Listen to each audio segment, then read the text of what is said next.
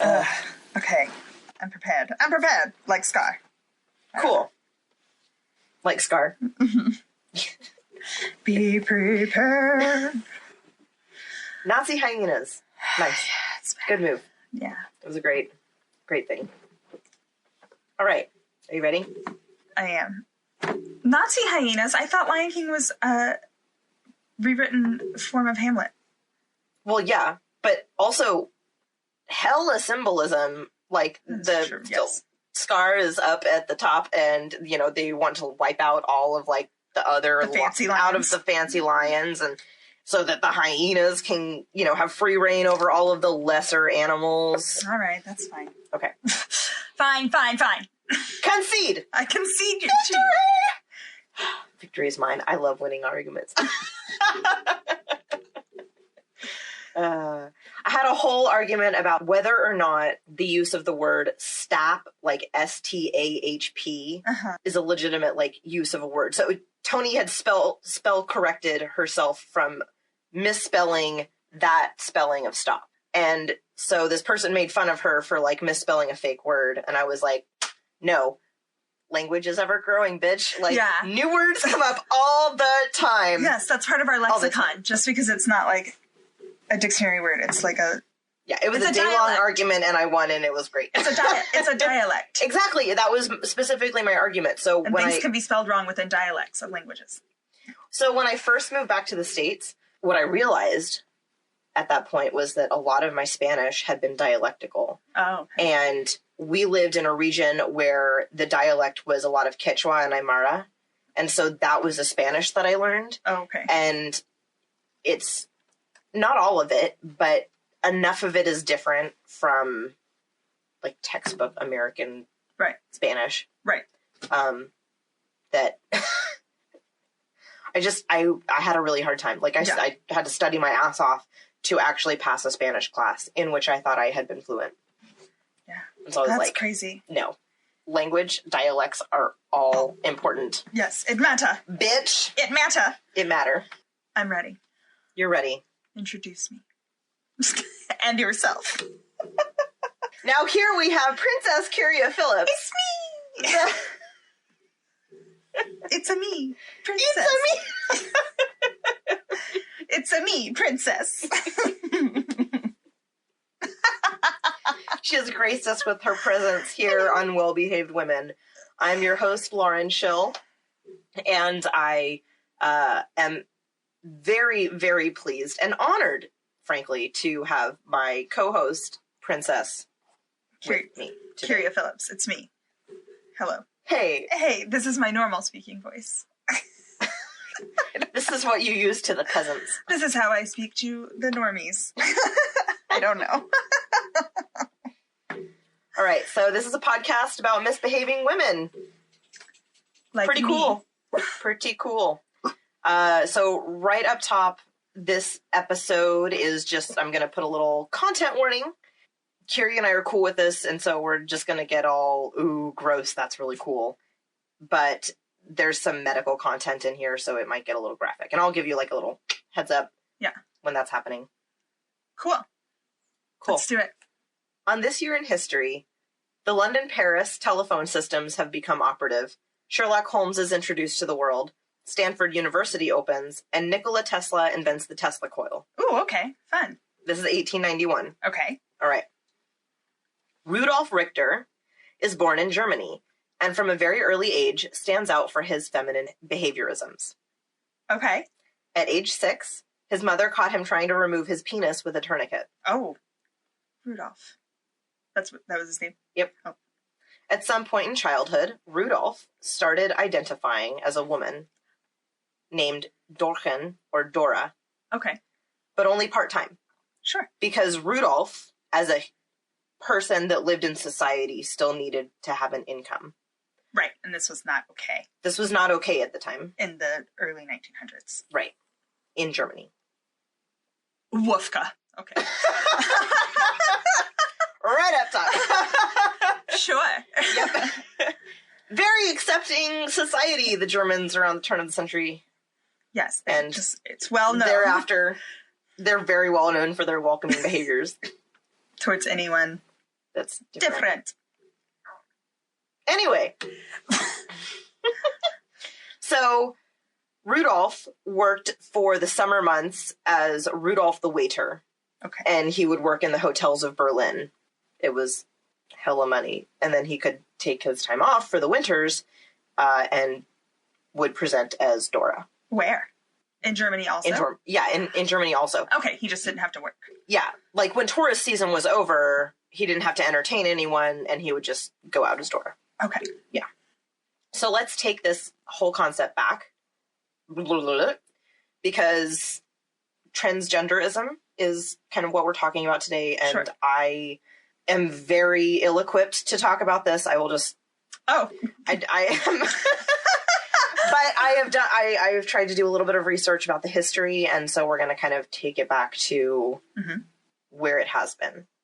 So what is it all about? Sure. That transgender thing. Biologically, changing genders is not unheard of. Aside from humans, cardinals, chickens, hyenas, clownfish, and bearded dragons are just a few species who have this ability. Okay. Naturally. And the source I pulled that from hilariously said to feel free to discuss them with your stupid boyfriend, who I guarantee has commented on one of Broadly's articles with the comment, "There are no chicks with dicks, just dudes with tits." Great. Fantastic. I love it. I love those people. It's a lie. I'm lying. Hashtag sarcasm. Edit that out. Cut that. Pippin. Strike. Strike it from the record. As far back as 4,500 years ago, there are records of transgender priests, grave sites for non-binary people, Assyrian texts about trans sex workers. Oh, I had no idea. Yeah. Okay. All right. 4,500. Galli priests were popular in ancient Greece and Rome, and they were revered as holy figures in their communities, and those were like castrated. Castrated. Yeah, eunuchs, thank you. Okay. But basically they were eunuchs, and so they were just like, they were basically these sexless humans. Right. Elagabalus was an emperor of Rome and is seen as an early trans figure in leadership, although it is not without bitterness, as he was a horrible emperor and his grandmother plotted his assassination. Oh gosh. Yeah. to save the empire. You have to die. Yeah. Yeah. And it's not because you're trans, it's because you are an absolute asshole. Disaster. Absolute fucking disaster. In the 1400s, the Balkans started having this kind of side group of trans men that called themselves sworn virgins. Oh, okay. Was this like world's first incels, or? No, it was basically like, it was the, we aren't women, we are men, but because we were raised as women, they're never going to see us as men. So we're just going to swear our virginity, and that will be our life. Okay. But it was just like a title. Oh, all right. I think. I hope. Oh, I really hope it was just... Oh, no. Oh, no.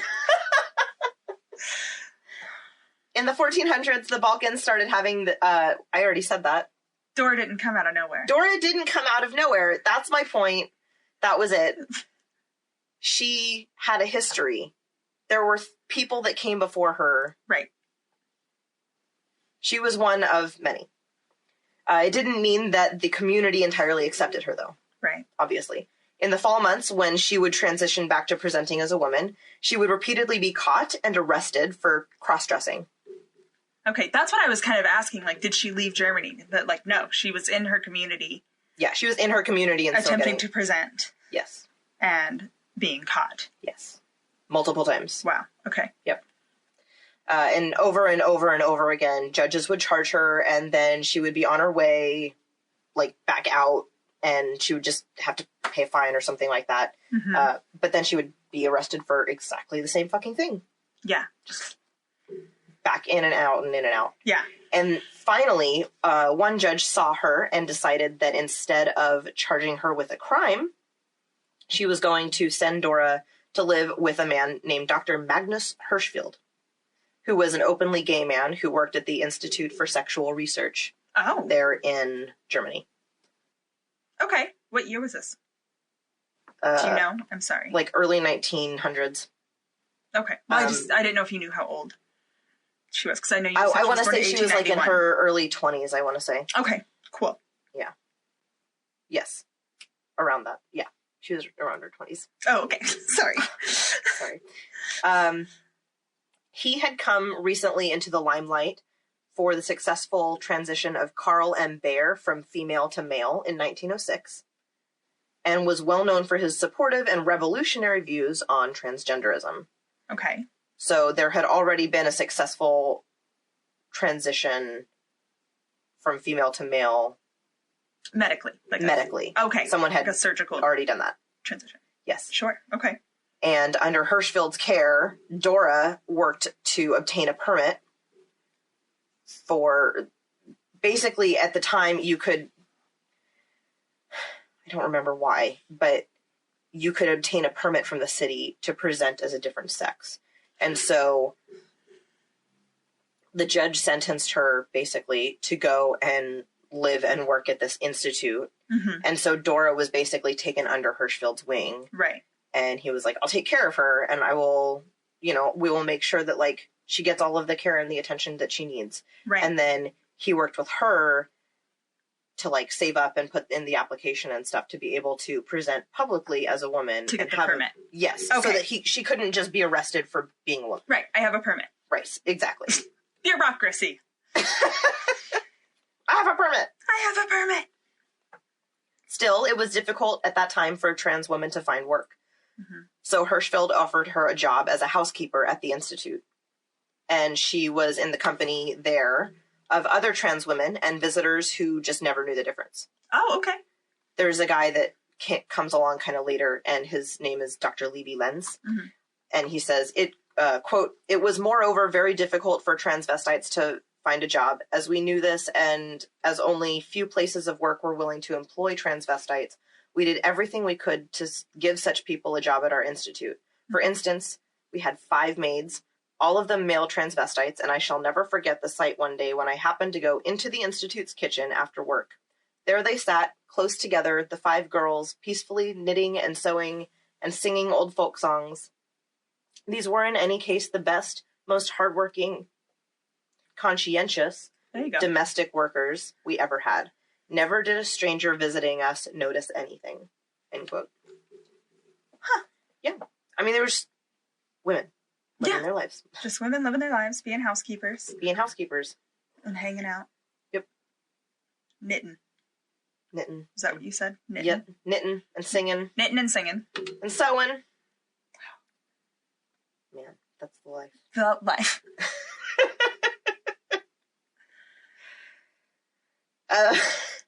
We fought so hard to get to the point where we can work and make our own way in this world. I know.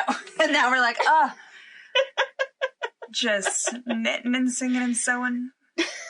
That would just be what so a day. great. I'm tired. Oh, damn. So at the institute, she was given the nickname Dorchen, or Little Dora.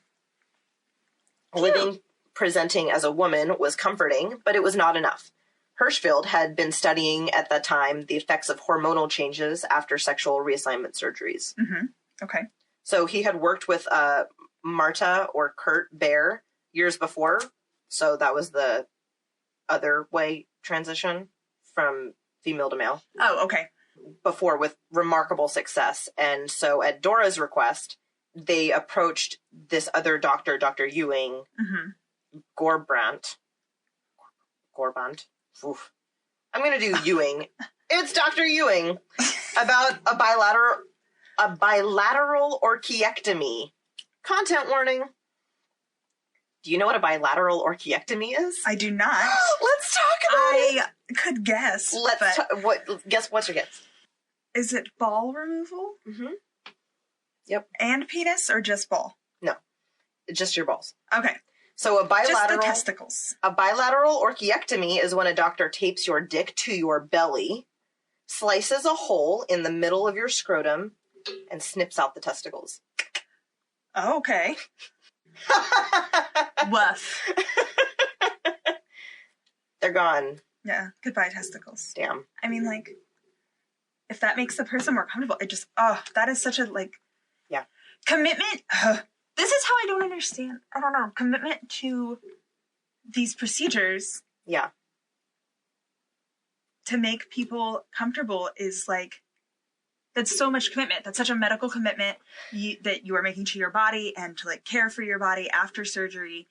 And I just don't understand how people who are against it can think that it's made lightly. Like, yeah. it's so insane to me. You are making such a commitment to your body and, like, the healing and care that surgical wounds take afterwards. Yeah. I've had surgery, and it was a minor surgery on my foot. Like, literally, I was out of the hospital the same day. Same. And even that, but, like, the recovery was insane. I mean, I was only 14, but still, the recovery was insane. Yeah. It was, like, months of my life. Yeah. Just where it was, like, random pains, and then just, okay, I stepped on it the wrong way, and now I feel like I'm going to die.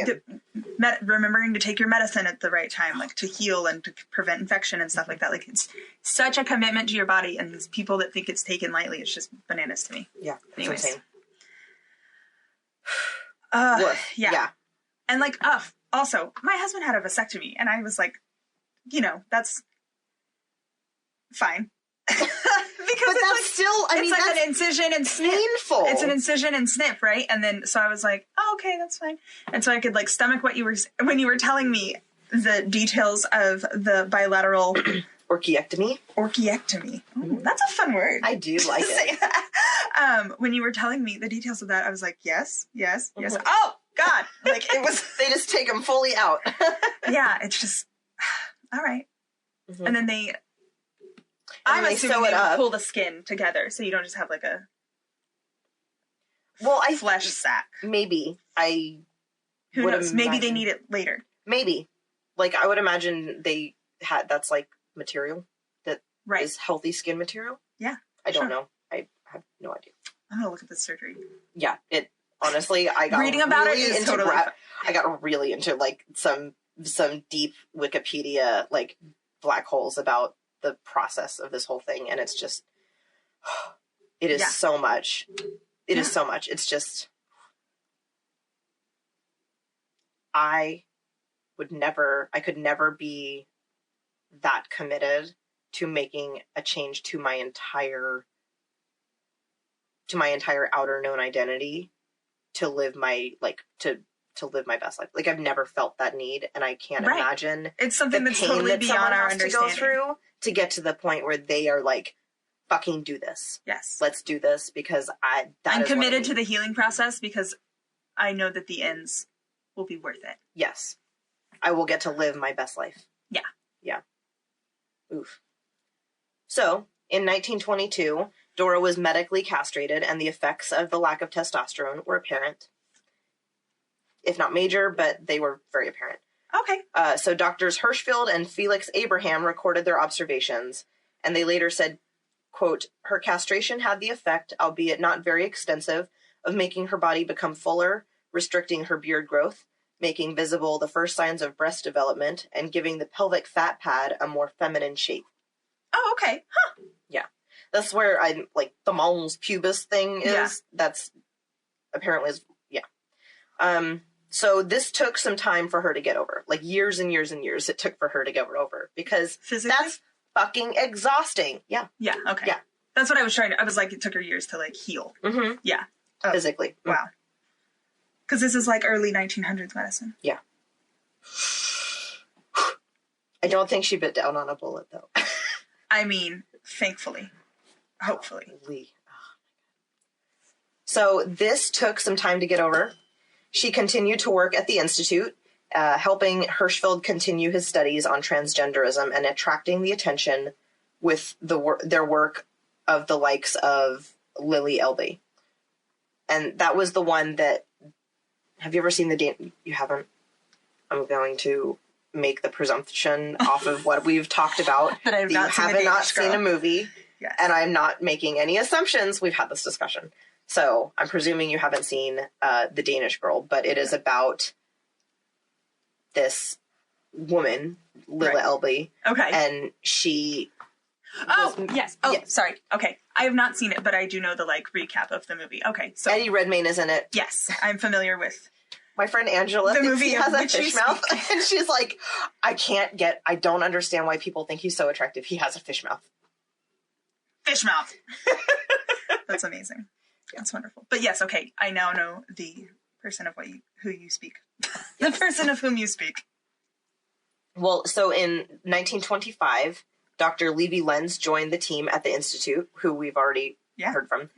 And he was very fond of the women who worked there. I already quoted him, I think probably because the concept of adding a penis onto a body is a little more straightforward than making a hole where there wasn't one before. Right. Right? It's the kind of procedure had never been attempted before, maybe. Right. This is a new thing. Yes. Or at least in a documented way, it's a new thing. We have no idea, like... what happened before, but like this is being documented heavily, and this is the first recorded one. Okay. So basically Dora was first in line. So in 1931, Dr. Levy Lenz, he performed a penectomy on Dora, and later that year, Dr. Ewing was back, and Ewing, god damn it. I think they're the same, Irving. Man, I read it wrong the first time. Guys, Dr. Ewing is Dr. Irving, and that's a really bad name. Irving Gorbont? Yes.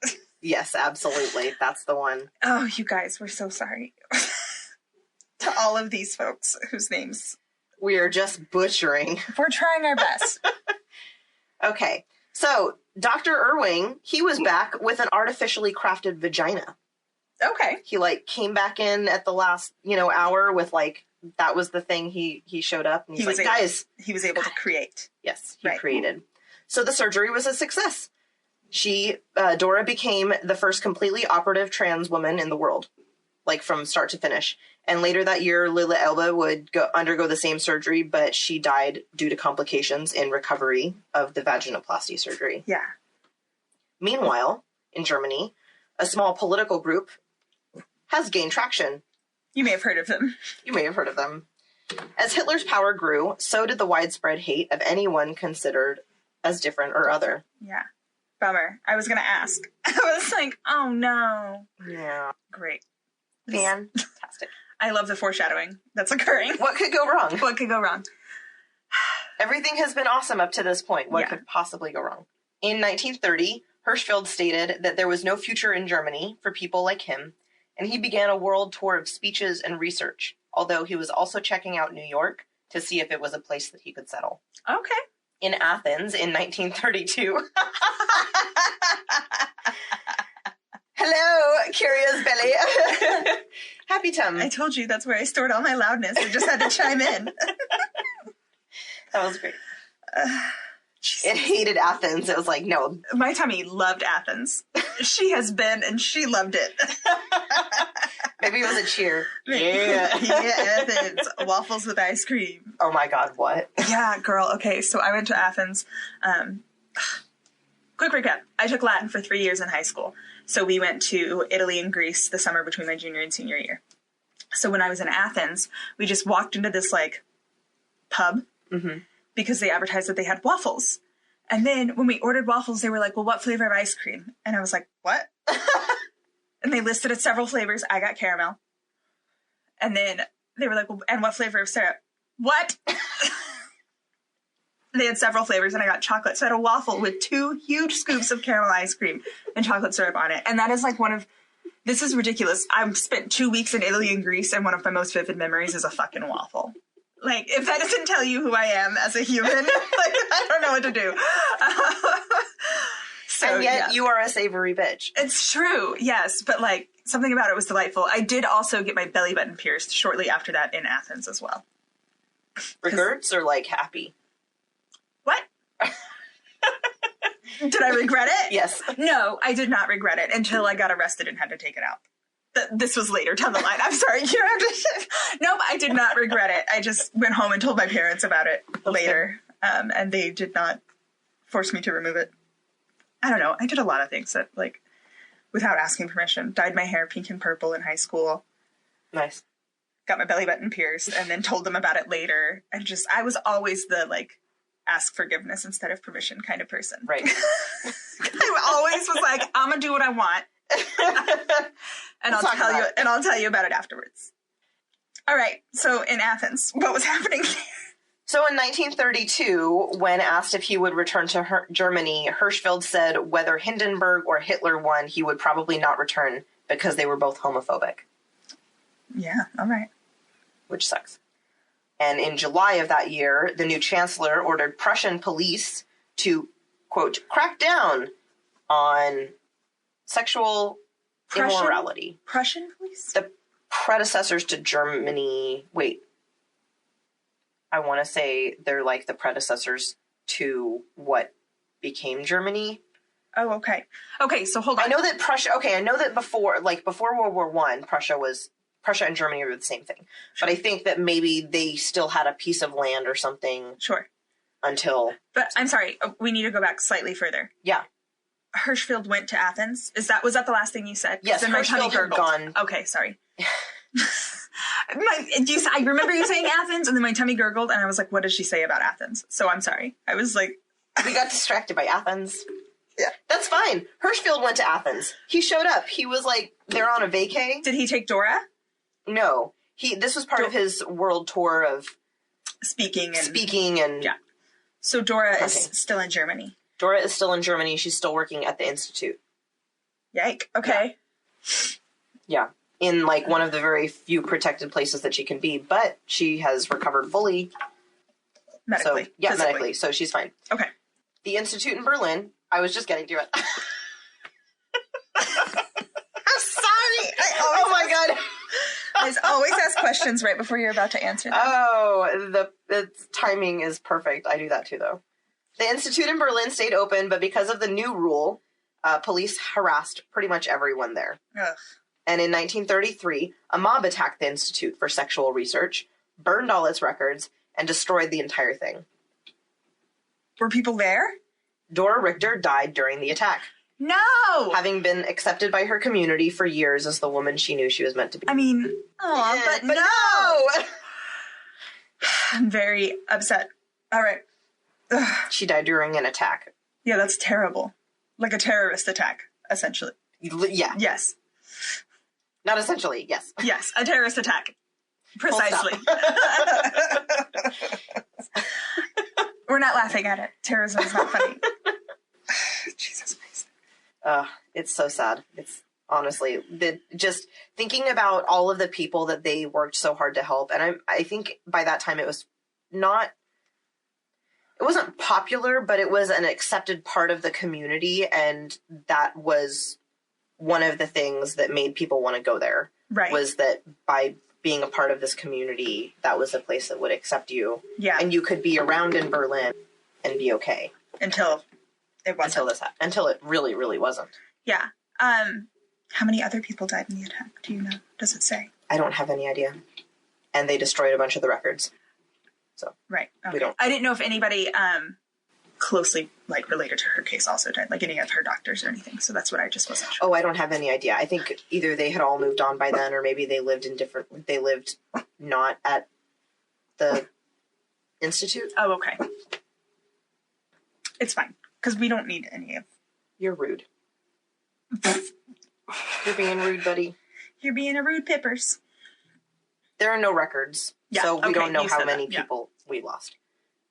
In the 1940s, Laura Maud Dillon went through 13 surgeries to become Michael Dillon. The first time he asked for testosterone treatments to end his periods, the doctor he asked referred him to a psychiatrist, and the rumor spread so quickly that he was run out of town by angry citizens. Ugh. In 1950, a Senate investigation chaired by Clyde R. Hoey noted in a report, quote, "It is generally believed that those who engage in overt acts of perversion lack the emotional stability of normal persons," end quote, and said all the government's intelligence agencies, Mm-hmm. quote, "are in complete agreement that sex perverts in government constitute security risks," end quote.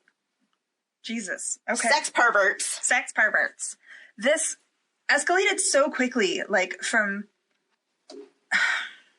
just the concept of many genders, not the concept, the existence of many genders was just a known thing. Accepted, known, part of history, and then like the 1930s happened and hyper-evangelism after wars and stuff like that happened, and it's like, now here we are. And and everything is so much worse and terrible. And everything is so much worse and terrible. I'm really sorry. I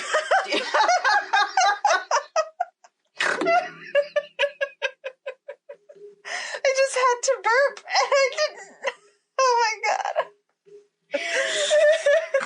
Oh no. Oh no. Oh my god. Lord have We're mercy. keeping that in. Please do not. Oh my Jesus. I don't know how to be better than I am.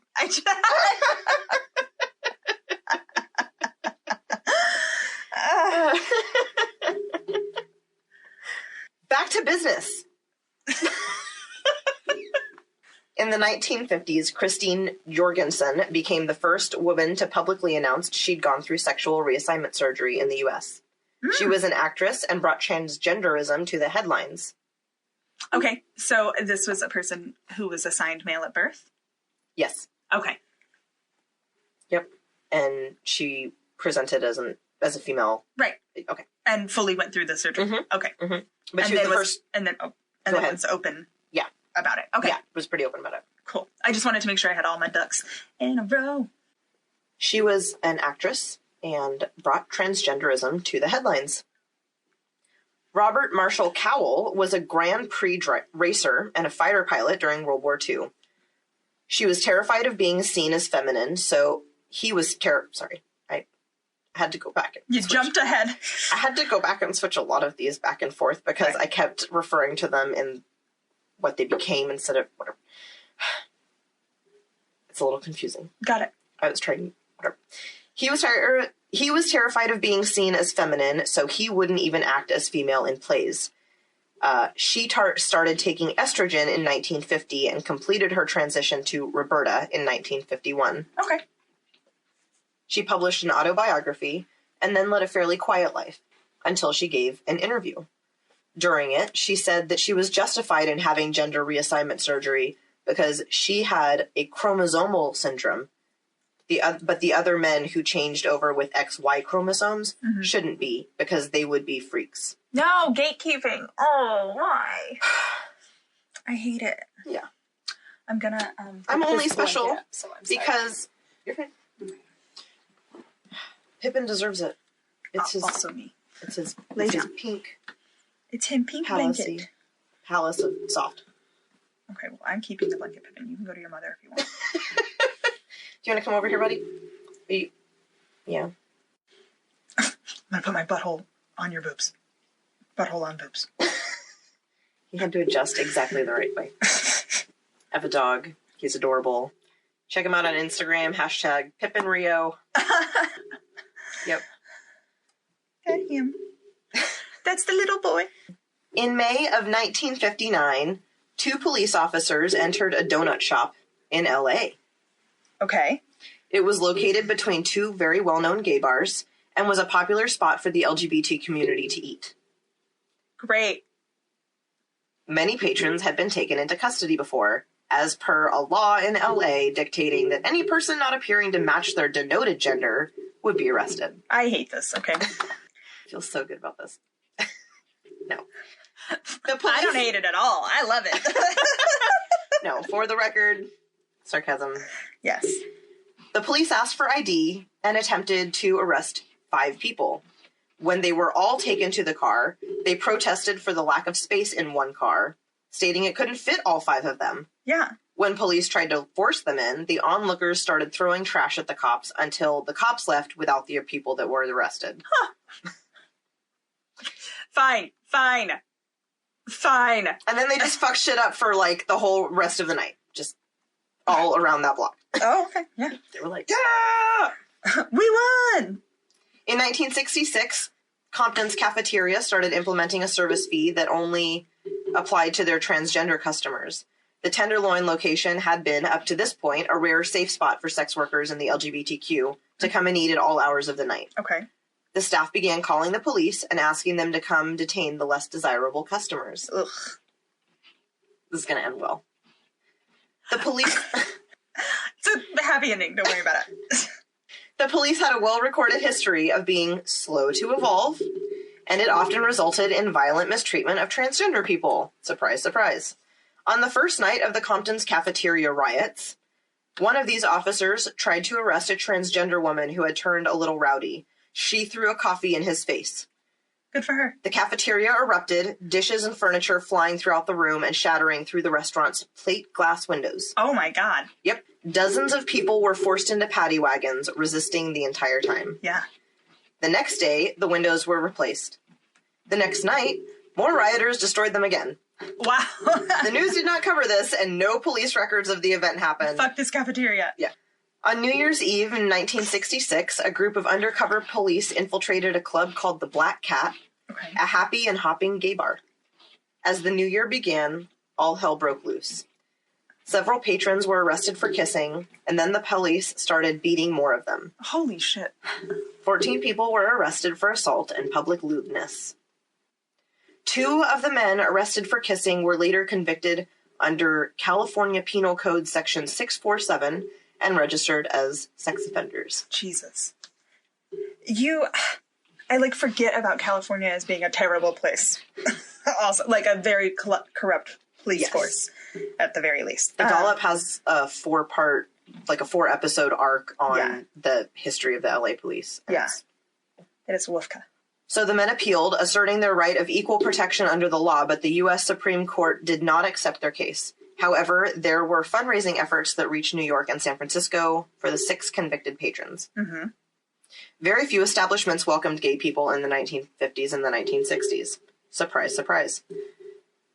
Those that did were often bars, although bar owners and managers were rarely gay. The Stonewall Inn was owned by the Mafia in 1969, mm-hmm. located in the LGBTQ-friendly neighborhood of Greenwich Village. It had no running water, overflowing toilets, and catered to an assortment of patrons, and was known to be popular among the poorest and the most marginalized people in the gay community. Right. Butch lesbians, effeminate young men, drag queens, male prostitutes, transgender people, and homeless youth. Mm-hmm. But it was a popular spot because it was where gays could go to dance. Mm-hmm. Because they had to pay the police for not shutting the building down due to bad conditions. They usually got a heads up on when police raids would happen. Okay. They usually happened early enough in the evening that the bar could get back to business the rest of the night. It would be all right, it's going to be on Tuesday night, and then they come in, and they're like, all right, everybody out, blah, blah, blah, blah, blah, and then the police leave, and then everybody actually starts showing up. Yeah. Things don't start kicking off until 10 p.m. Right. And when they did happen, everyone had to show their ID. Women had to be wearing at least 3 pieces of effeminate clothing, and men with makeup or in full drag would be escorted out. Jeez. On this particular night... dress, stockings, heels? Yeah. Effeminate clothing? Okay. Or, a blouse and a bra and... Oh, okay. Nice, heels or something. I don't know. You'd have to have at least 3 pieces. You couldn't be in jeans and... I'm going very, Seattle butch lesbian. I would not get away with the things that I... in a typical bar night when I go out, I'm in... jeans, t-shirt, and a pair of chucks. I would not get by. I would be escorted out. My bra covers me, but that's it. I got a bra on. Sometimes. Sometimes I have a bra on. Usually I'm just too lazy. Whatever. Just after my weight loss, I cannot not wear a bra. Because they're just so sad. Mine have shrunk, and it's very upsetting to me, actually. Mine have shrunk, and then also there's just so much extra skin, so they're very, nipple at floor type of situation. Unless I'm wearing a bra. Nice. And not in a bra, they're just... Mine do not look good in a bra, because no bra, I'm, in between sizes, and I can't ever get one that actually fits me the right way, and... Ugh, but... Without one, it's I'm comfortable, and that's what matters. Yeah. So what you can keep my portion of the story in. I don't care, but you can cut your portion out. I don't care if you keep my part where I'm my boobs look at the ground. I don't give a shit. I would say this on my Facebook, and that's where I'm posting links right now, so that's... I don't care. I'm going to be very honest the whole time this podcast exists, so... Good. No, that's good. Tony told me that I would have very good pierced nipples. She's like, your boobs will look great with pierced nipples. And I was like... And especially if you don't like wearing bras that often, like, that just adds, like, a detail. Like, and I just... That is a thing that I... Like, I couldn't commit to... No, that is pain. That is not... Plus, like... Because I'm too lazy to do anything, like, they will always be visible, and that is not my goal. It's not like I want to show everyone your nipples constantly. That's just a side effect of being too lazy to wear a bra. Sure, okay. So you don't want to draw attention to them? No. All right. That's fair.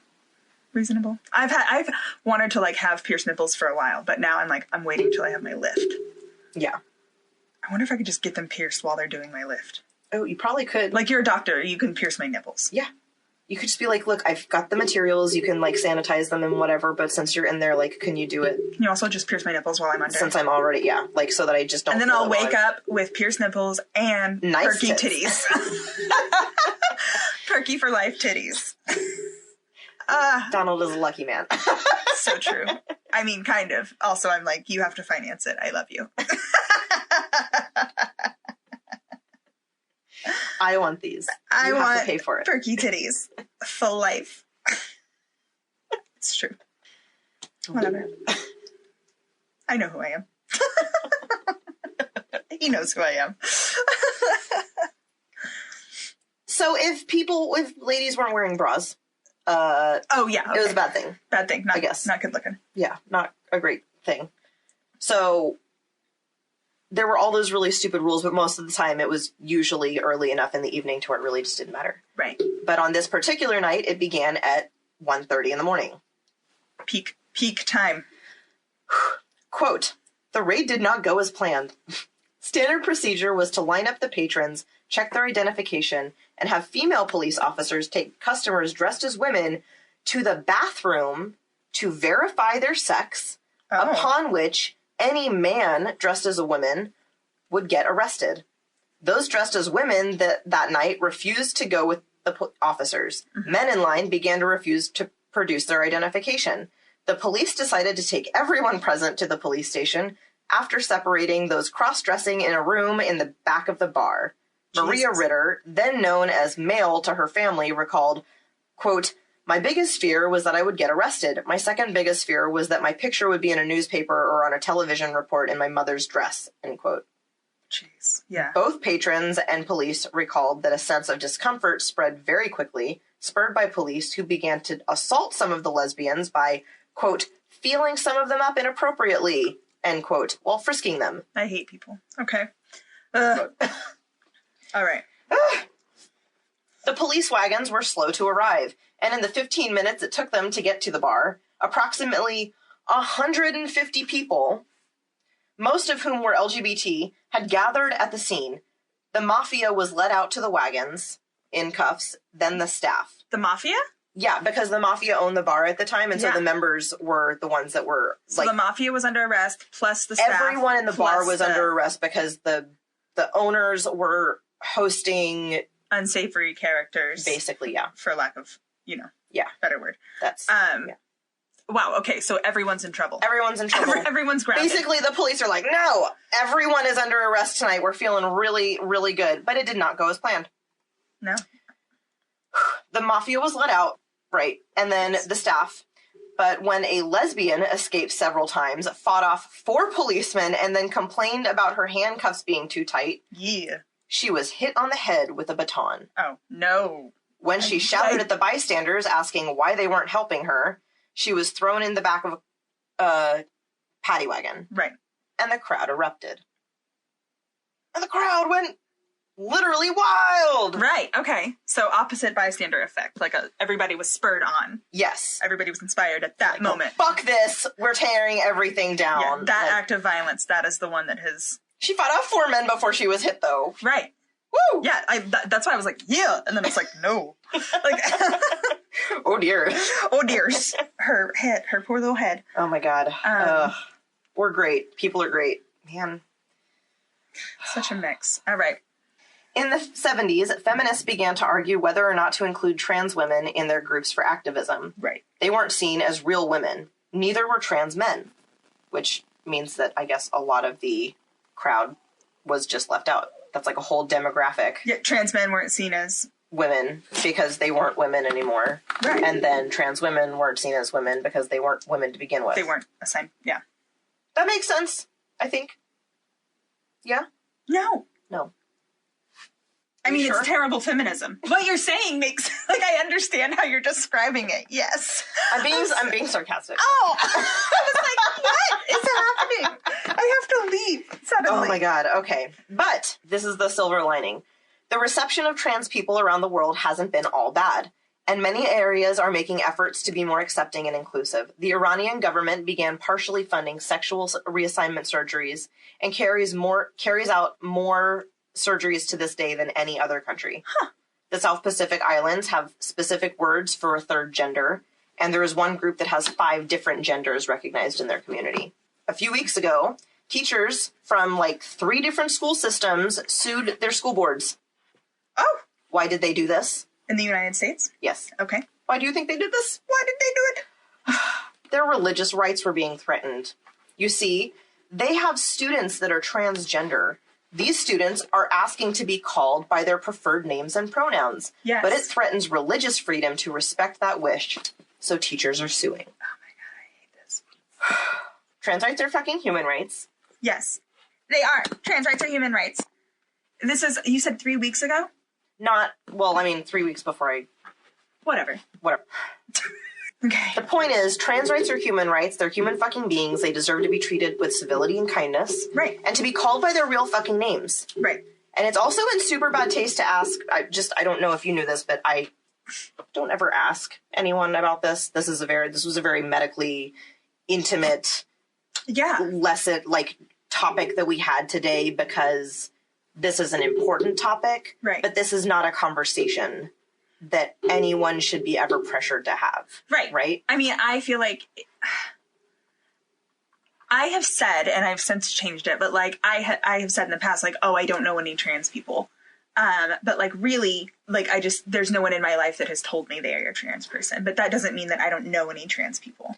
So I've known my cousin, and he has been trans before I knew that there was a trans before thing. That was like before a denotation. Before it was a word that I knew as a person or a definition or anything. Right. This was just a person that I knew. We always knew that my girl cousin was, we just referred to her as a boy, and that was just always. So your cousin was assigned female at birth, and okay, yeah, and but lives life and presents life as a male, right? Or lives life and presents as a male. Okay, right, exactly.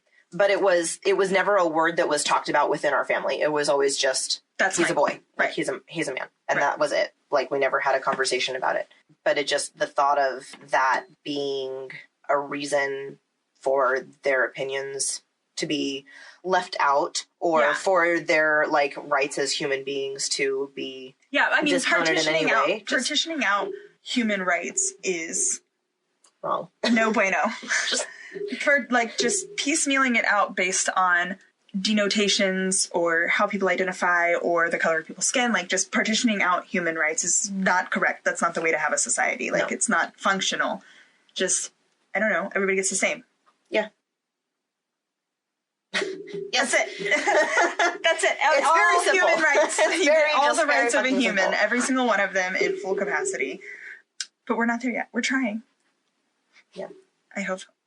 A hope for us, kind of. And then other times I don't. I have a hard time keeping up hope for the human race. Right. But people, like, there's me. Sorry, go ahead. Go ahead. No. There's, like, a meme that's like, in the distant future, this will happen. Like, humans in the distant future will do this. And I'm like, this is optimistic. Humans in the distant future. Like, humans in the near future is like, that's optimistic for us, you guys. So, it makes me laugh because I don't know. I want us to live a really long time and be able to, like, recover some of the damage that I think has been done to, like, community. Yeah. And human empathy. Oh, yeah. But also, I'm just like, is it worth it? Well, can you feel that a little bit in Seattle culture? because I mean, I'm an Uber driver and I feel a lot of what you just said just every day, where I see both ends of the spectrum too, where I'll see, people that are going out with their friends and they're, everyone has their phone away and everyone's talking over each other and they're all very excited to spend time together. And then I also see people that are just, they get in and won't speak a word. Like, it doesn't matter what they're doing or where they're going. Just stare in their phones. Don't want to have a connection at all. I get a whole big spectrum, and it just makes me think about what the rest of their lives look like. Yeah, so do I actually, because I work with the general public as well. I cut hair. And so I get a variety of people in my chair every day. Like, I cut probably at least 10 people's hair a day, if not more, usually more. And so I get the people that come in and are like, I always try to start conversation. That's my job. It's it's part of the experience is your hairstylist will try to talk to you and get a gauge for how you feel. But I also tend to respect the quieter folk. I have learned to just shut the fuck up until they talk to me, because I was trying to just give small talk one day. And this guy got in my car and I was like, oh, okay, are you done for the day? Like, you gonna go out for a drink or something? And he goes, I really hope that there are no more follow-up questions to this. It's like, shutting up right now. Yeah. Right now. People get normally people get in my chair, and right now it's pretty easy because I'm like, you guys, you all set for Christmas? And some everyone's stressed about Christmas. And some people are like, yep, all done. Everything's set up for Christmas. And I'm like, cool, you don't want to talk. I'll just finish your haircut, and cool. I won't talk unless you talk to me. And that's fine. But I get all the spectrums. Comfort option where if you want to pay more, you can decide if you want it cool or warm in the car. And you can also say if I don't want to talk to fucking anyone, I'll just put this little thing that says I prefer quiet, and the driver will just not say a fucking word to you. What are you talking about? For Uber. Really? Basically, if you want to pay extra money, you can decide whether or not, if you want to have a warm car or a cool car, and you can decide whether or not, if you are not in the mood to talk to anyone, just say, I just feel why would I pay extra for that? I'll just get in the car and be like, I'm sorry, I had a very bad day. It's nothing you did, but that's what I do. I'm not very talkative right now. Yeah. I'm sorry. Usually I'm just hey, I thank you for picking me up. I appreciate it. I am trying to, I'm going through some things right now, so I'm trying to process all that. Yeah. But, so I just don't understand why I would pay more for that. I don't either. I'm not going to click, pay more. I'm just going to get in the car and be like, hi, I'm having human decency by telling you that I have had a long day, and I want you to have human decency. And respect that. And just shut your lips while you take me to my desired destination. Thank you. That's your job. Yes. Yes. So, and I will tip you. I'm not a dick. Just please, these are my needs. I get asked a lot why I don't drive at night anymore, and it's always the same answer. I'm a woman who drives at night, and drunk men think we have connections. Every time. I have lost count. It's terrible. I hate that. Just trying to do your job. Every fucking man that's drunk thinks that they are just capable of coming They Romeo. Will woo you. Man. For the entire 15 minutes that we're in the car, they will be Casanova. From the bar to their Soto shitty apartment. They will woo you. And then they'll be like, so what are you doing right now? I'm working. Motherfucker. You want to come in for a drink? Let's hang out. This is my job. Get out of my car. Yeah, this is so I can go pick up another drunk dick. Get the fuck out. Yes, exactly. Jesus, and make $3 more. Please get out. Yes. Jesus. And those are the ones that will never, ever, ever tip you. If they get there, tip them. Just if you show up, give them a tip. Exactly. It's so easy. If you show up, you deliver me safely, and you don't I don't know, smoke a cigarette in the car with me in it. Right. We're fine. Yeah.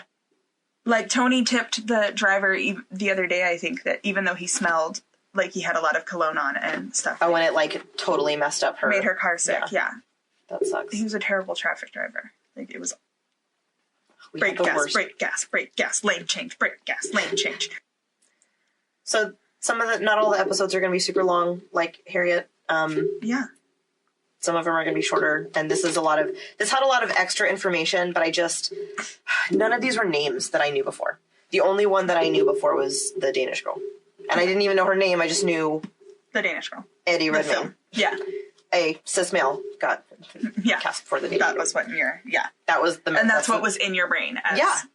Yeah. So it was very... Gosh, I fucking love learning about these people. Yeah. One of the episodes that's coming up, it's really cool. I'm super excited about it, but I bust into tears last night. And Tony was like, I want to hear about these people as you're coming out with the episodes. And so this was a very emotional moment. I stopped and I was like, okay, I know you don't want to learn about them right now, but I have to talk about this right now. Yeah. I just have to... I have to get it out of my mouth. Because it's just so ridiculous. For the record, I'm very pro this person when we get there. Right. I guess I don't have to ask you this on whatever. You can edit it out. Do you have sources for your stuff? Yeah, so what I'm going to be doing is, and I guess we can totally do this on air. So every episode I release I'm going to try and put that in the little biography on our website. No, on the Libsyn thing. So I'm going to do all of the information on that. And I was hoping that you and we can work this out obviously later, but I was thinking maybe the flow for it would just go that I would edit it and then upload it with like the kind of just a little blip blurb. A little blurb and then and then just list out the sources. Mm-hmm. And then you can like edit the blurb if you need to, and then take all of that information and just share it everywhere and like schedule it all. Yeah, and have a little like you can blog manage post with her. Yeah, and you can and I was gonna say, and you can manage the website and like the. Okay. I will invite you to be an admin for the Facebook page. Okay. And you have the picture, you have like the logo picture for that. Yes, so. And I have a black and white version. He sent me both. Cool. And I just. I have to figure out which one is the correct one. We're new at this, so... We are new at this. What are technical things? I am not... What are technical things? Yeah. But we're on iTunes. Woohoo! We are. We're on iTunes now. For the record, we are not the people that are in the, if you're listening to us on iTunes, you already figured it out. But for the record, at the end of this episode... but if you want to like us on iTunes or whatever... we are not the ladies that have the bra on our cover page. We're the ladies that haven't gotten our shit together and still have a little like green symbol thingy that looks very funny. So we're working on that, but we exist. It's real. And if you're listening to us, honestly, you're probably one of our friends on social media right now. So we've already bothered you about this a bajillion times. Yes, but we're working on it. Please be patient with us. Maybe we'll share pictures of our humble beginnings and you guys can just understand what's going on. Maybe you'll also be one of my Uber riders. Because there was just this, every time people ask me what I'm working on, I just get so excited. Yeah. And I'm incapable of like lying about things. Being chill. Yeah, just playing. Yes, basically. Cool. If I'm excited about a thing, I have no ability to play it cool and everyone knows it. And I'm also the other way, like if I'm really not enthused about an idea, you cannot fake it. I cannot fake it until I have zero ability. Yeah. Everyone knows how Lauren feels all the time. Sure. So you've been telling all your writers. So I've been telling all of my writers that they're like, well, so, what do you do? And I'm like, well, I do this full time. They're like, oh, okay. And then they feel bad for me. And so then they're like, well, you've got hobbies and stuff, or like, you could always like work on your resume and blah, blah, blah. I'm like, yes, I could. But do you understand like how few positions of the thing that I do here? Yeah. Whatever. Which is not worth going into like in a 5-minute Uber ride. So it's just easier to be like, I'm working on a podcast. And that's like a 3-minute thing. And they can be excited about it. Everybody knows what podcasts are right now. And like everybody, that's something that people can glob onto for 5 minutes and be like, cool, what's it about? Yeah. And somewhere in one of my notebooks, I actually have the name of one of my writers and I have like the name of the person that she wants me to do. So as soon as I find that we do it, I will call you out. You will get a shout out. Woo. If you ever listen to this. Yeah. Okay. So, I don't know. I feel like we should put our email at the end. Now. Sure. So, we have a Facebook page and it's just called Well Behaved Women and, Lauren Schill and Kyria Phillips will be the admins or whatever. Yes. And if you have comments, questions, corrections, which we will ignore summarily. Just kidding. For journalistic integrity's sake, I want to make sure that, like, everyone knows I am not a professional at this. I am working with the information on my very limited amount of research that I've done. But if you have a correction on something that I've gotten majorly wrong, I will be happily to go back and fix mistakes. Yeah, we will have a corrections time. We'll talk about it. Yes, exactly. Either on the website or on air, whatever. Exactly, and we will, like, edit things as come up. Anyways. And our email is wellbehavedwomenpodcast @gmail.com. That's us, wellbehavedwomenpodcast @gmail.com. I don't know, send us things. Okay, guys. Well, are we done? I feel done. Yeah. Yeah, cool. All right, have a good week. 2 weeks. Bye. Be brave. Whatever. Happy New Year, I think. Yeah, I don't know, roughly. Cool, This will be Happy New Year. Bye.